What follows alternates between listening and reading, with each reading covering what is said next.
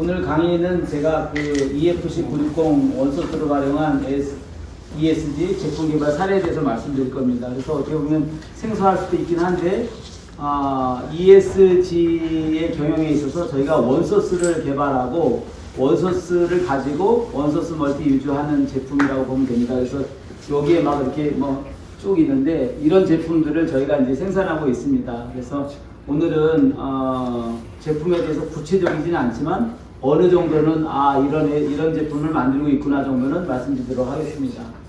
여기 EFC 960 원소스는 여기 하단부에 있는 것처럼 에코 프렌들리 워터 솔루션 코팅 솔루션을 말씀하고 있습니다. 그래서 저희가 EFC 960이 원소스 이름이라고 보면 됩니다.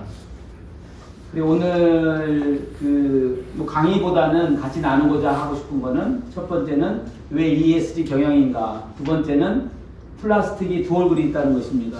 플라스틱이 천사의 얼굴이랑 악마의 얼굴이 있는데 그 부분에 대해서 말씀을 나누고 또 EFC 960 개발 사례가 있습니다. 그래서 그 부분에 대해서 저희가 EFC 960은 2013년, 2014년부터 개발을 했었고 상용화하는 부분들은 올해부터 상용화한다라고 보시면 됩니다. 그래서 작년에 저희가 8월에 화성에 공장 오픈하고 계속 시뮬레이션을 했습니다. 시뮬레이션에서 지금은 이제 가격 경쟁력, 제품 퀄리티 이런 부분들을 좀 많이 보완해서 제품을 지금 출시하고 있는 과정에 있습니다.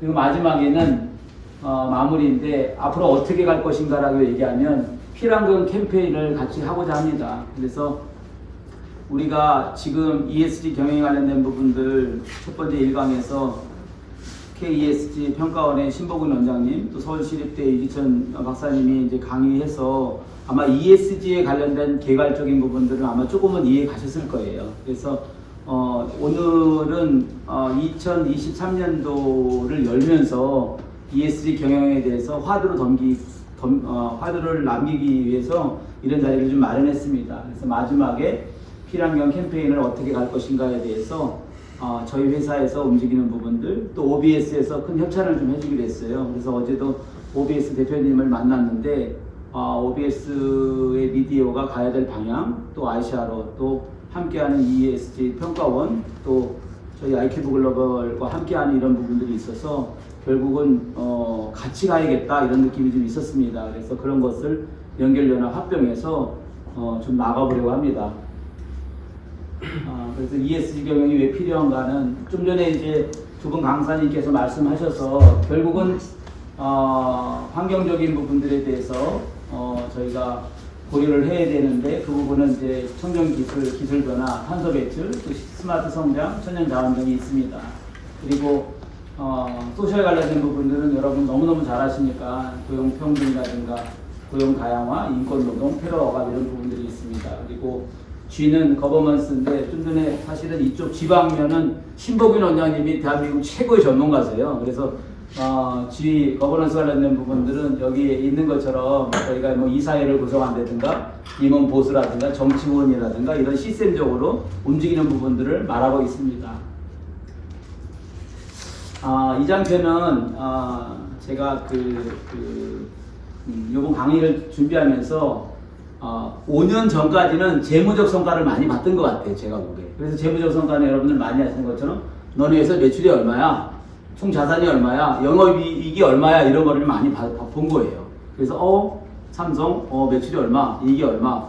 이렇게 봤는데 지금은 다 변화가 있다는 것이에요. 그래서 거기에는 비재무적 성과를 본다는 것입니다. 그래서 아까 말씀드린 환경적인 부분들, 사회적인 부분, 지배 구조 관련된 부분들을 본다는 것입니다. 그래서 ESG를 숫자로 산출해서 너네가 ESG를 위해서 얼마나 노력하고 있어? 그럼 노력하고 있는 기업에는 대출도 많이 해주고 또 기업 투자를 한다는 거예요. 그래서 그런 변화가 지금 크게 변했다고 볼 수 있습니다. 이 부분은 좀 전에 두 분께서도 일부 얘기를 했는데 그래서 작년 7월에 137개국에서 탄소 중립 의지를 표명했습니다. 표명했는데 2030년까지 최소 40% 이상 감축 목표를 가진 거예요. 여기 도표 보면 영국이 좀 빨리 가고 영국, 미국, 독일, 유럽, 일본, 캐나다, 한국은 이제 40% 감축한다 그랬는데 별로 신경 안 쓰는 것 같아요. 왜냐면 뭐 41%, 47% 이런 것들은 구체성이 있는데 조심스럽게 한국은 아직도 그런 그 정책에 있어서 구체적인 부분들이 좀 떨어지는 이런 느낌이 좀 들었어요. 그래서 저는 실무적으로 원소스를 개발하고 원소스 멀티 이주를 하는 입장에서는 좀 많이 안타까워요. 그런 부분들이 좀 보완해야 돼서 이 부분은 지금 이제 정부 신봉원 원장님 아까 말씀드린 것처럼 초기에는 신경 안 쓰는데 최근에 이제 그 관할 부서에서 ESG 관련된 부분들에서 재원을 충당하고 각 부처에서 심혈을 기울여서 좀 더 점진적으로 나가는 걸로 알고 있습니다.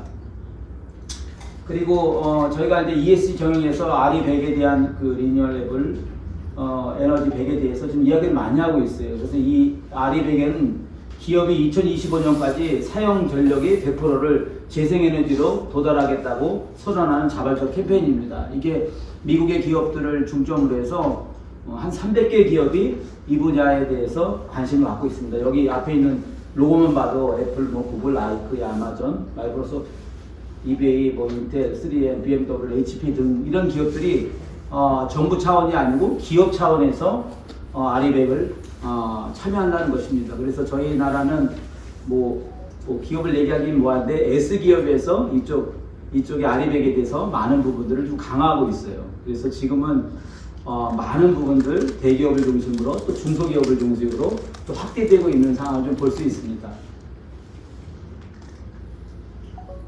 그리고 아까 이제 또 플라스틱이 두 얼굴이라고 얘기했는데 플라스틱이 1900년대 초에서 개발해갖고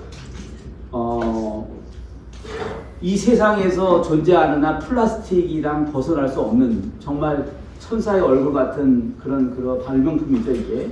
그래서 모든 제품에 플라스틱 요소들이 다 있어요. 그런데 천사의 얼굴인 부분도 있는데 처음에 개발했을 때 너무너무 좋았는데 지금은 그렇지 않다는 것이에요.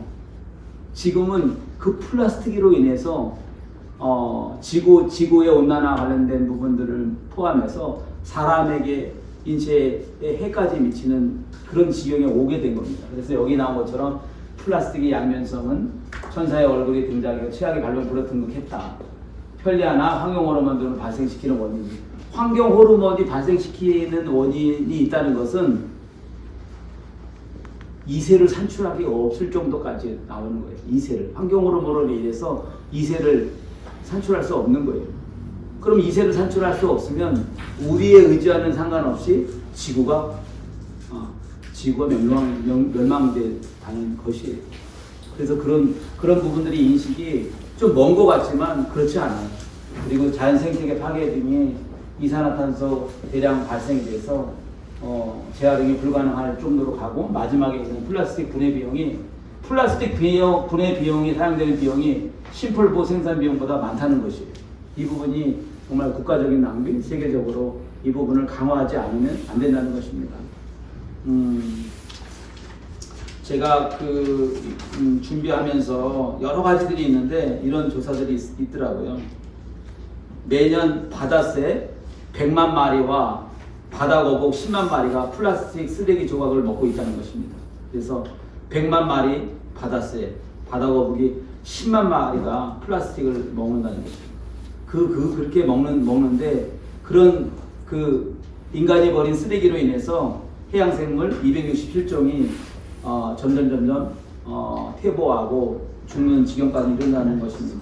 그래서 우리가 미세 플라스틱을 하이라딩계 해양생물이 섭취하게 되면 그 먹이사슬에 의해서 점점 상위 계층으로 온다는 것이죠. 그래서 최종적으로는 그것이 인간이 만든 그 신의 선물인 플라스틱으로 인해서 결국은 그거를 사람이 먹게 된다는 것입니다. 그래서 결국은 그 신진대사적인 부분들이 우리가 만들어 사용했지만 그런 피해로 인해서 사람에게 피해를 준다는 것이 우리에게 좀 중요한 원인으로 봅니다. 여기 제가 내용 여러 가지 중에서 사실 자극적으로 강의를 준비할 수밖에 없어요.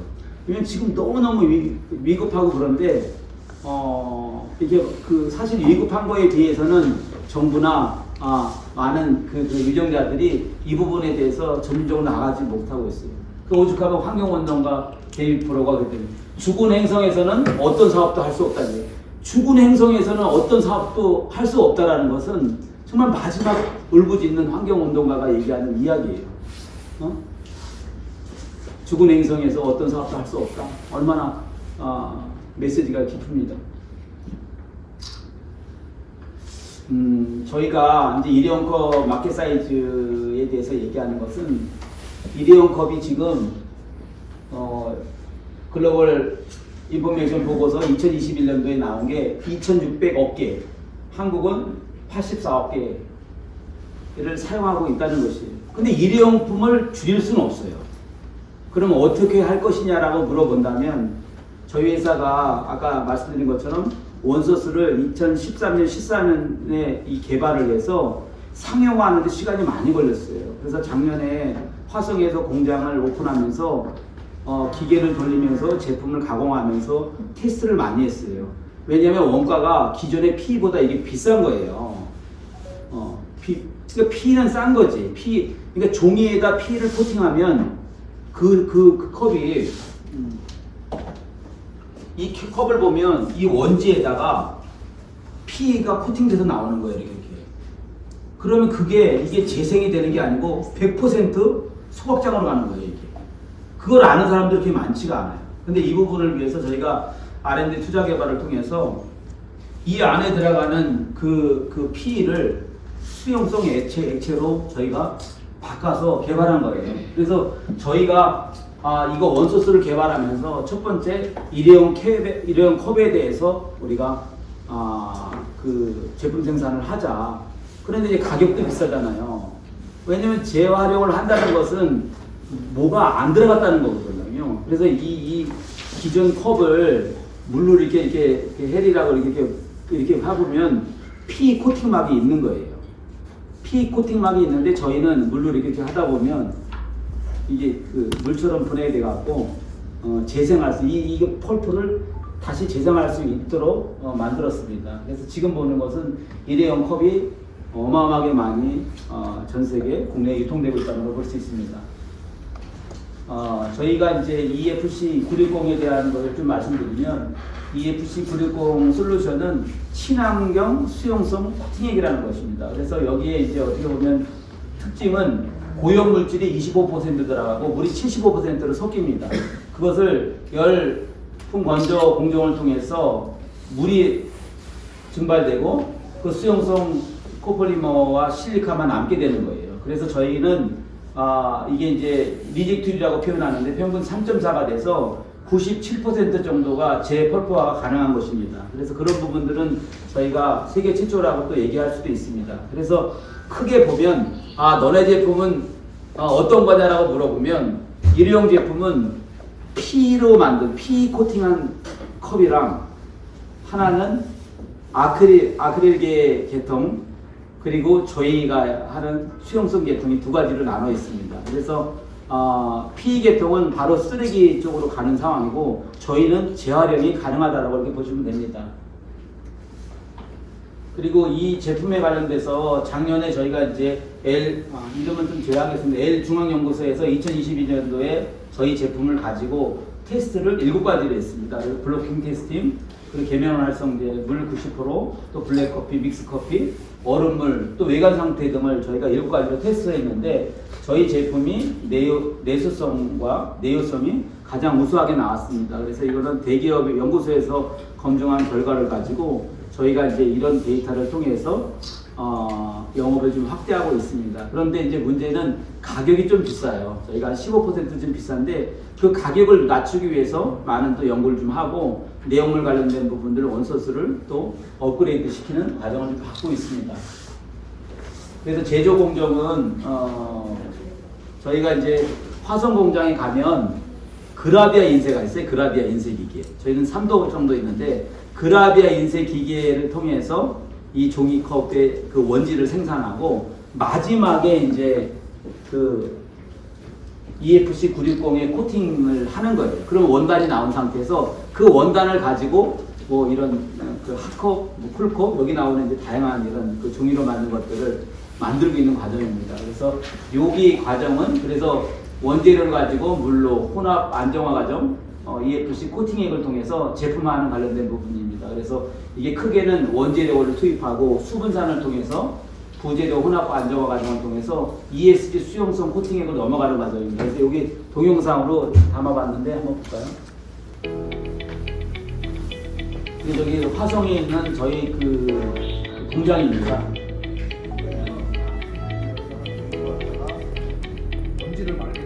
그래서 종이 원단을 가지고 종이 원단에다가 그라비아 인쇄롤로 해서 인쇄해서 마지막에 코팅을 하는 이런 과정입니다. 그 저기 위에가 이제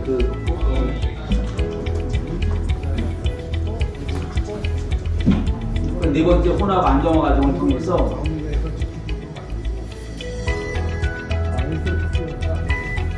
여기가 이제 EFC 코팅액을 넣는 자리예요. 그래서 이 기계가 하여튼 대한민국에는 없는 거예요. 아마 전 세계도 없을 거예요. 그래서 그라비아 인쇄랑 코팅액을 접목시켜서 저희가 이제 맞춤 제작을 한 겁니다. 그래서 그 만든 종이를 가지고 이 가공을 합니다. 그래서 가공을 해서 이런 기계에다가 이제 컵을 생산하는 거죠. 그래서 이제 저희가 concep은 원소스, 아까 수용성 원소스를 직접 개발해서 특허화시킨 부분들, 그리고 공장에서 원지와 코팅을 하고 다음에 이제 원소스 멀티 유주 한 것처럼 제품을 이렇게 생산하는 것까지 원스톱 돼 있습니다. 그런데 자동화 관련된 부분들은 아직 멀었어요. 자동화 관련된 부분들은 부족하지만 저희가 이제 신제품을 개발하고 양산해서 그런 본 제품의 완성도까지는 저희가 할 수 있는 상황입니다. 그래서 그 저희가 이제 하는 제품 중에 종이컵, 또 특수컵, 또 종이 빨대, 또 그 종이 테이프, 커터러리 세트 관련된 부분들이 지금은 현재 5가지 정도가 있는데 현재 제품화하는 부분들은 저희가 이제 그 종이 테이프 관련된 부분들을 제품화해서 세븐일레븐에 현재 납품하고 있고요. 그리고 컵 관련된 부분들은 일부 소량으로 생산해서 납품하고 있고 지금 이제 대기업들이랑 가격적인 부분을 포함해서 저희가 이제 지금 계속 영업해서 매출을 좀 올리고 있는 상태입니다. 좀 더 말씀드리면 종이컵의 특징이 저희는 이제 이게 실링이 잘 돼야 됩니다. 그래서 우수한 실링성이 있고 높은 작업성이 있고 아까 말씀드린 것처럼 특별히 타 경쟁사보다는 내유성과 내수성이 탁월합니다. 그리고 인체에 무해한 천연 펄프로 만들어진 게 저희의 장점이고 이런 친환경 코팅제를 입힌 종이컵으로 되어 있습니다. 그래서 저희가 지금 이제 기업에서 뭐 선택과 집중을 해야 된다고 보면 저희는 이제 일반 컵은 대량 생산하는 부분들에 대해서 뭐랄까 가격적인 부분들이 이렇게 뭐랄까 붙기 때문에 저희는 특수컵 위주로 지금 준비하고 있어요. 그래서 특수컵 관련된 부분들은 여기 있는 것처럼 뭐 이런 그 라면 컵이라든가 또 아니면 이런 그 샐러드 담는 이런 그릇 이런 것들 그래서 좀 경쟁력이 있는 부분들을 저는 현재 준비하고 있습니다. 그리고 종이 빨대 관련된 부분들은 특히 지금 플라스틱이 다 규제됐잖아요. 플라스틱이. 그래서 저희가 이제 주문이 좀 많이 들어오는 부분들이 저희 제품이 특별하게 특징이 있다라고 얘기하면 친환경 내부 코팅하고 있고 시음할 때 텁텁한 이물감이 없습니다. 이치 냄새가 전혀 없는 거고 이 부분에 대해서도 저희가 이제 뭐 저희 회사가 좀 장점이 있다라고 좀 말씀을 드릴 수 있습니다. 그리고 장시간 사용해도 쉽게 풀어지지 않는 또 뛰어난 내구성과 방수성이 있는 제품입니다. 그리고 마지막으로 저희 제품 중에 종이 테이프 관련된 부분들이 이 제품인데요. 저희가 지금 이제 약간 고가이면서 특수한 목적으로 지금 세븐일레븐에서 납품하고 있습니다. 그래서 이 접착제는 특별하게 수용성 코팅제로 코팅된 제품이 장점이고 수성 접착제로 제작되었습니다. 그래서 별도의 분리 배출이 필요하지 않고 박스와 함께 배출이 가능합니다. 박스와 함께 배출이 가능하다는 것이 되게 중요해요.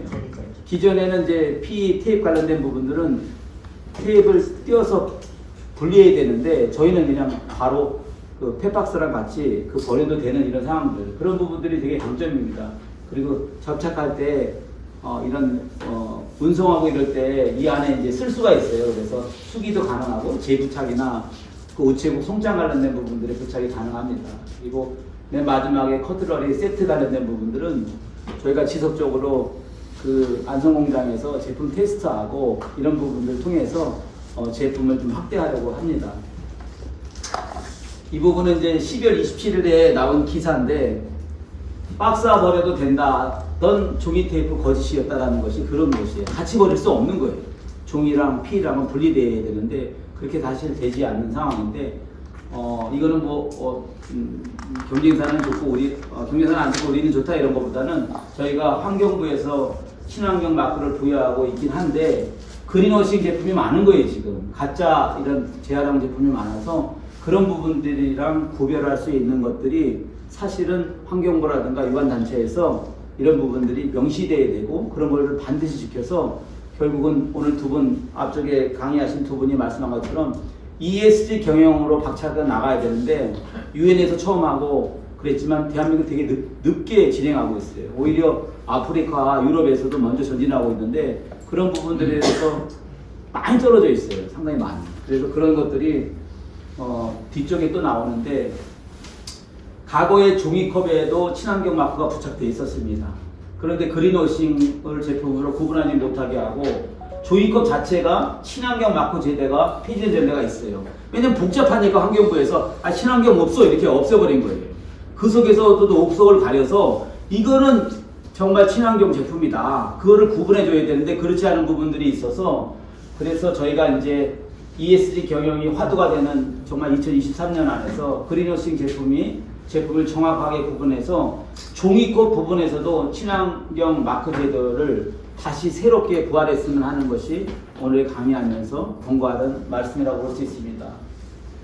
그리고 이제 마지막 필환경 캠페인 연결연합 융합이라고 했는데 이 필환경은 오늘 OBS 대표님이 여기도 이제 후원해 주시고 뒤에 이제 뭐 하여튼 여러 가지 지원을 아끼지 않고 오셔서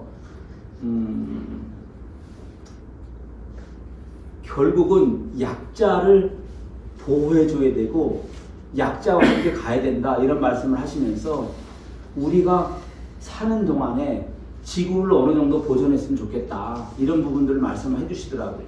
그래서 그런 부분을 포함해서 제가 이번에 이제 협찬하신 OBS 미디어 또 IQ브 글로벌, K ESG 평가원 또 아시아로가 필환경을 선포했으면 어떻겠냐라고 좀 말씀드려서 그래 가자. 그건 너무 좋은데 돈 드는 건 아니잖아요.